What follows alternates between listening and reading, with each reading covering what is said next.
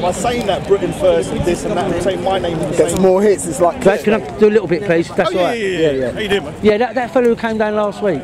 Yeah, he's my Sikh brother. Oh, all right. Yeah. Did you want to say something about that? About him coming down while he was away? I'd love to talk to him actually. I think one of the great things about the Sikh community is when another Sikh disagrees with another Sikh, they'll all pull him up on it. Yeah, that's good. And I think this is one of the things that controls our community. I don't agree with him. I think some of the things he said about me was a little bit rough, but he doesn't know me, so hopefully we can get to know each other. If he wants to talk in front of the Dawa channels, that's not happening. I'm not giving them that kind of food. If he wants to talk in front of your camera, or any of the more impartial guys, we can have a chat. Yeah, there's probably one or two of the Dawas that you could trust. I'm just saying. If I'm being honest with you, I'm not trusting anyone. Yeah, fair. Because I've got to put a blanket kind of like criteria on that. So yeah, if he wants to talk and we can have a good old chat, and hopefully he can make me change my mind on certain things. Yeah. I thought it was a bit funny coming down the week you went, because you announced you was going away, isn't it? Yeah, so you announced that, and you've been watching all the videos up to date, and then he appeared the week you was away. I think he was here 2 weeks ago. He might come down today. So if he does, you're going to put this online? Yeah. When you put it online, you know, if he wants to talk he'll to see me, it. he can just like come down, we'll have a good old chat. And remember I said, if you want to talk, it's only on a private kind of basis. With one or two cameras, not the Dawa channels. Okay. That'll be okay. Yeah, but what is his name? Do you know? His name's Tarlochen Singh. Tarlochen Singh. Yeah, Tarlochen Singh. Seems like a nice guy. Yeah, he does. I can get on with him, and we'll see. He might be here today. If he does, then we'll have a good old chat anyway. What channel is this? Nature TV. Oh, Nature TV. That's you. Speakers Corner London. Man, I didn't realise. Yeah, I get the odd bits up. Yeah, I haven't really seen you too much around here. Yeah, I'm not now, because you know I do indoors. You know, it's the weather and things like that. And plus, I've got family. Some of them are ill. Right. I've had to be going up to the hospital. Well, this is why I haven't been in here. I was in LA for like 2 or 3 weeks. I needed the break. You get well looked after in there, you do. And the food's improved as well. What's that, the food? In hospitals. In LA? Oh, LA, I thought you said A&E. Yeah, I thought you said A&E. Oh no, big portions in LA, isn't it? Oh, LA's terrible, man. I was glad to get back. Apart from the weather, it's a terrible place, man. Was it holiday, yeah? No, I was work. I was flown out for free, kind of, to, I'm an artist, so... An artist, yeah? What do you do, mate? I do like black and white pencil artwork. Pencil artwork? Yeah, I'm like a realistic... sketching. Yeah. No, not sketches. I do like photographic kind of like photorealism. I wouldn't say it's photorealism because not all of my drawings are photorealistic. Because some of them are from my imagination. But I do stuff like. Go on, I've no idea. That's photorealism. You drew that? Yeah, I don't call it photorealism. Wow, that's so how long? Nice. How long did it take you to? These will take like maybe 200 hours. I was going to say, man, it's like... Wow, you drew that. I'm doing a pet service as well. Anyone who's got dogs, I'm going to be doing like pet portraits, cute little doggies and stuff. So here's my live. Yeah, it's fantastic. But I do a lot of Sikh artwork. How large are those? They're actually A1. Yeah, so I've had this little short film done about me. That's going to be done on showing at festivals and stuff. Yeah, go on. What's it called, do you know? It's called Drawn from Life. Just about my journey, because I didn't draw for like 13 years.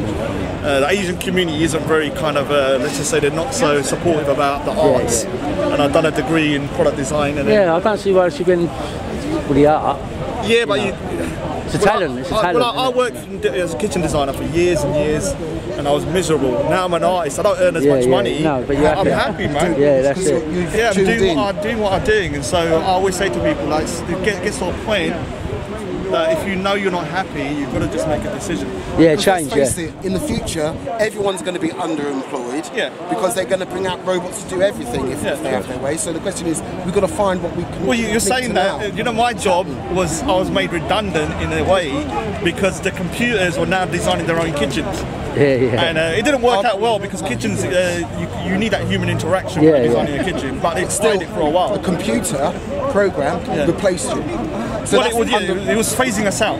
Yeah, well, I mean, that's happening quite exponentially, we're being told is going to occur. So the question is, you've actually tuned in with something you enjoy and you're much happier in your soul. Well, the thing is, you can't put money on it, I suppose, because...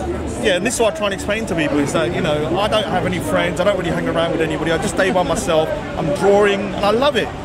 Yeah, a lot of people think it's quite a sad life, but I'm staying up. You're always busy, your mind's always occupied. My mind's always busy, I'm just drawing, and you're doing what you love. And I'm doing what I love, and I'm getting paid for it as well, and I'm getting flown out. And so obviously the money isn't as good as, say, what I was earning before, but I was miserable before, and now I'm happy, man. So hopefully people can learn from that. Is that a camera, that one? Yeah, what it is, yeah, nice one. I thought when I'm having conversations, instead of just getting one view, because sometimes I edit it, I need my own version. I was thinking about getting one of those because where I live, I'm just walking down the road sometimes. It's only 30 quid. Oh, is it? Yeah, it was from Amazon. Including the casing. What's it called? It's a pretty terrible camera. But it's okay for what it does. Yeah. So you fit the thingy in here, and I've got into your computer to download it. Just download it afterwards. Yeah, I think you can buy an extra bit where you can look at and see where it's focusing on. Yeah, I've got the thingy in there. I've got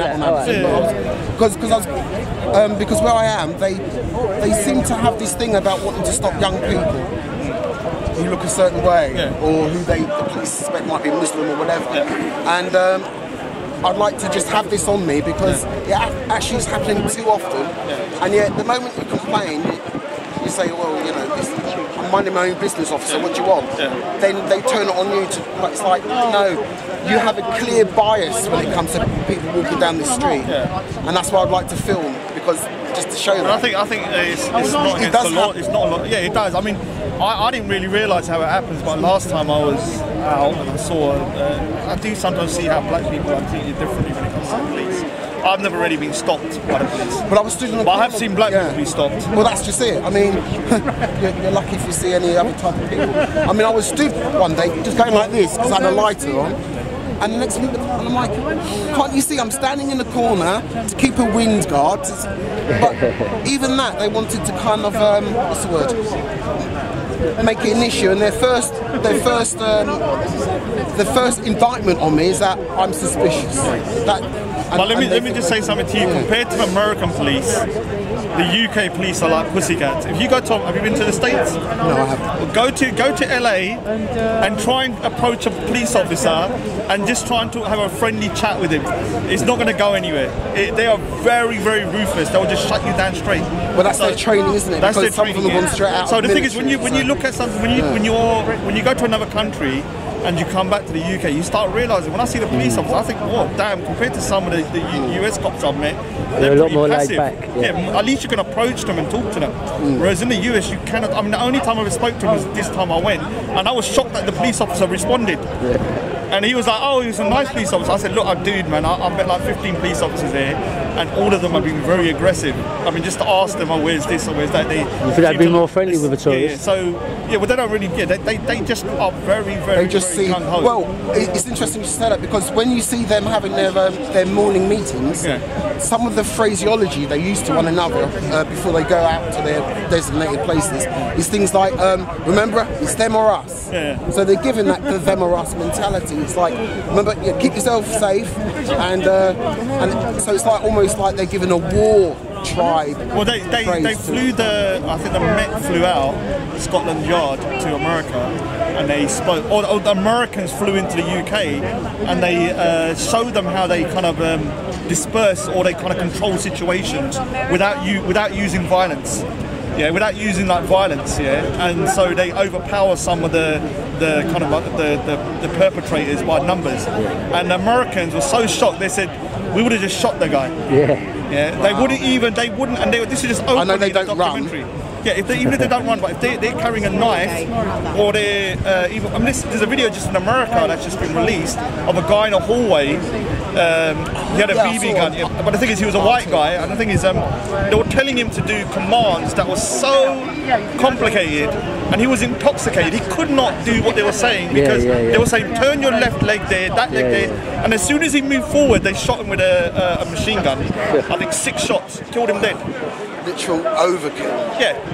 I mean, they could have shot him anyway. They could have shot him in the leg, in the arm, whatever. But they went straight for the kill, and the guy actually got exonerated. And so, look who's there, Leon.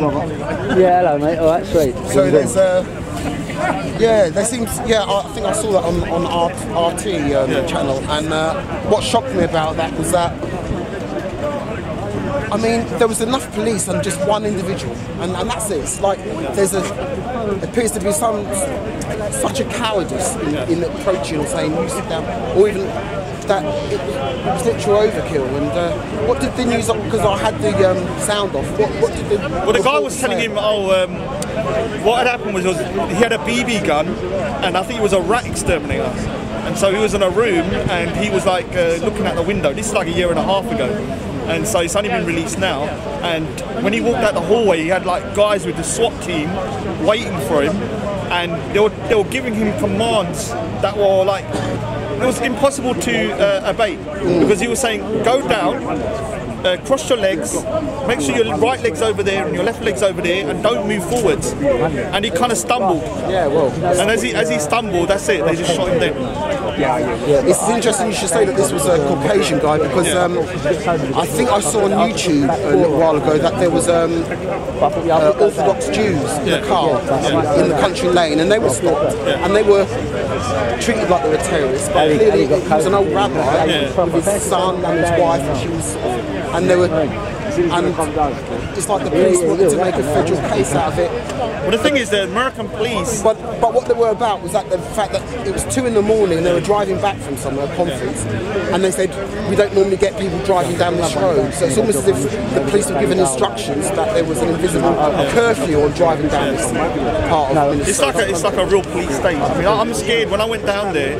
After I had experienced the police the last time I went, I was scared to go to the police, because even if you want to just ask for directions, you're not sure what their response is going to be. They're so rude, and like you don't know, anything could escalate very quickly. So I can understand, like, this is a white guy getting shot like a year and a half ago, but you can imagine, like, in black communities or Hispanic communities, everyday offence. I mean, the way the policing in America needs to be kind of rehauled completely. Because the UK police is pretty. I mean, we had a situation here when they pulled up over there, and that's the first time as an Asian person I experienced police kind of, not oppression, but they were invading my space here, and I didn't understand why they were there. And so I'd never experienced it. So we was with all of the CEO guys and the G Circle. So the first time I've ever experienced myself that, oh my God, man, why are they just there? Why don't they come out the car? Why don't they talk? Why don't they introduce themselves? Why don't they ask a question? They just pulled up and just sat there for like 20 minutes just looking. Stalking. Yeah, so, you know, if you experience that all the time, yeah, because I've never experienced it, and it annoyed me on that day. If I experienced it all the time, I would have a very, very negative thought about the police. You know, luckily. Well, that's what I was thinking about that. It's a good idea if it's only £30 and it comes. Did you buy the harness? I bought a harness. Altogether, it cost me like £35 to get the whole thing. So it's not too much. Video quality is terrible though. Yeah. But I thought, like, he's got a B cam as well, Leon. I want to see the B cam. It's actually pretty good.